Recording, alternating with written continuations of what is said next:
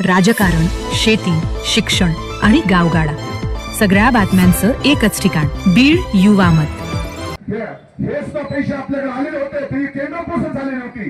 त्याच्यानंतर या ठिकाणी आपल्याला प्रशासक लागलं आणि कोविडच्या काळामध्ये त्या पैशाची सुद्धा विल्हेवाट या लोकांनी लावली आणि त्याच्यामध्ये सुद्धा हे सगळे भ्रष्टाचारी परमटलेले आहेत. तिने सुद्धा चौकशी होऊन या वरिष्ठांना आम्ही करू आणि त्याच्यावर सुद्धा गुन्हे दाखल झाले पाहिजे, आमची भूमिका आहे. ही सगळ्या गोष्टी हे आधी घडलेल्या गोष्टी आहेत, त्याच्यासाठी आमची सुद्धा भूमिका तुमच्या भूमिकेच्या बरोबर आहे. तर त्या संबंधित सुद्धा तुम्हाला आम्ही खुलासा केलेला आहे की संबंधित प्रकरणी कार्यालय उभा करून यांच्याकडून सविस्तर अहवाल घेऊन वरिष्ठ कार्यालयात कळवण्यात येईल. सदर कारवाई 15 दिवसात पूर्ण करण्यात येईल. या भूमिका तुमच्या भूमिकेत आमची सुद्धा भूमिका आहे. त्यानंतर दलित वस्ती योजना फुले रस्त्याची 63 लाख रुपयाच्या कामाची गुणवत्ता तपासणी करून घेण्यात येईल. 1 कोटी गुणवत्ता. आता यासाठी त्या शासकीय भाग म्हणून ती कारवाई पूर्ण झालेली आहे.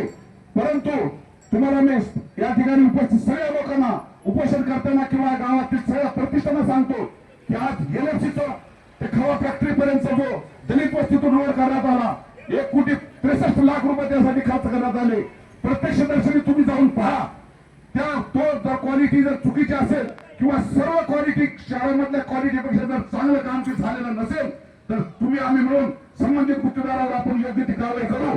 आणि नसता ते जर क्वालिटी चांगलं काम झालेलं असेल तर आपण सगळे मिळून त्या गुत्तेदाराचा सत्कार करू. यामध्ये कुठलंही राजकारण न आणता एक त्रिस्त म्हणून तुम्ही सगळ्यांची भूमिका घ्यावी आणि तुम्ही जो निर्णय घ्याल त्या निर्णयाबरोबर आम्ही या ठिकाणी राहू.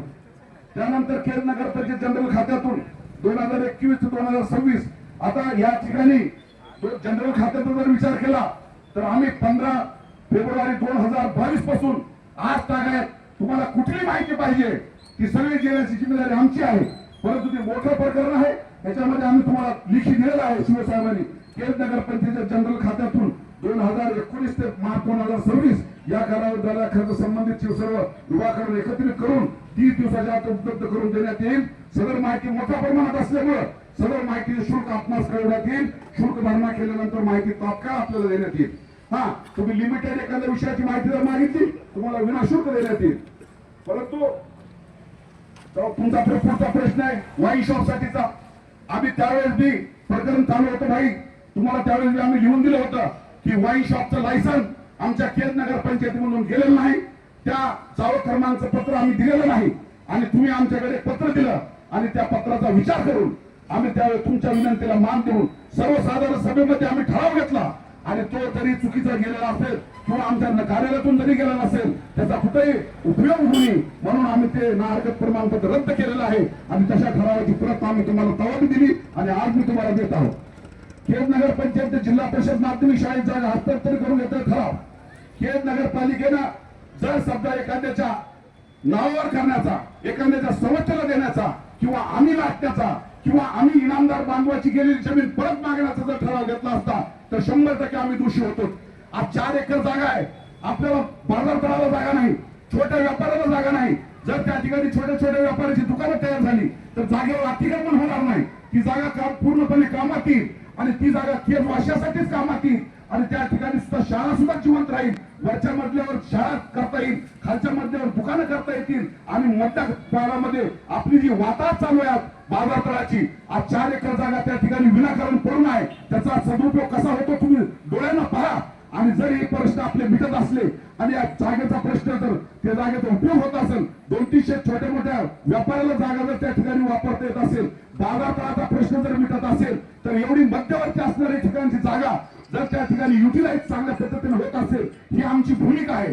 आणि ही भूमिका जर तुम्हाला चुकीची वाटत असेल तर आम्ही त्या तुमच्याशी नंतर चर्चा करून सगळ्यांशी चर्चा करून आम्हाला जर वाटलं तर पुढच्या मीटिंग मध्ये आम्ही तशा पद्धतीनं तुमच्या समाधान त्या ठिकाणी करून टाकू. आता राहिला खेड शहराच्या विकास कामासाठी विविध देण्यात आलेल्या नाहरकत प्रमाणपत्रात दिलेली यादी तुमच्या माहितीसाठी सांगतो. ज्या ज्या लोकांनी खेडच्या कानाकोपऱ्यात विकास करण्यासाठी मग आमदार असतील, खासदार असतील किंवा कुणीही असेल किंवा अर्थसंकल्पाचा निधी आणलेला असेल, कुठलाही निधी जर लोकांनी आणला तर त्याचं सर्व कामाचं नाहरकत आम्ही दिलेलं आहे. परंतु डॉक्टर बाबासाहेब आंबेडकर. नमस्कार पालक हो, आपल्या मुलाच्या उज्ज्वल भविष्याची आणि सुरक्षिततेची चिंता आता सोडा, कारण आम्ही घेऊन आलो आहोत मुलांसाठी एक हक्काचे घर.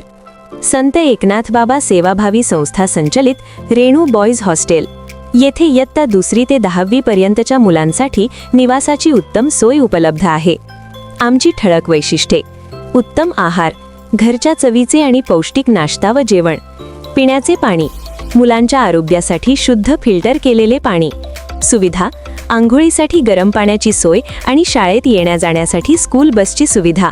शिक्षण, मराठी व सेमी इंग्रजी माध्यमाच्या मुलांसाठी विशेष लक्ष, मार्गदर्शन, अनुभवी शिक्षक वृंदाद्वारे स्कॉलरशिप परीक्षांचे विशेष मार्गदर्शन. निवेदक: प्रवेश देणे चालू आहे, तर आजच आपल्या पाल्याचा प्रवेश निश्चित करा. संचालक: श्री विनोद नागरगोजे, BSc B.Ed. पत्ता: केम्ब्रिज इंग्लिश स्कूलच्या पाठीमागे, पोखरी रोड, अंबाजोगाई. संपर्क क्रमांक: 9096 72 3157 किंवा 7709 97 184. रेणूक बॉईज हॉस्टेल, जिथे मुलांच्या प्रगतीला मिळेल नवी दिशा.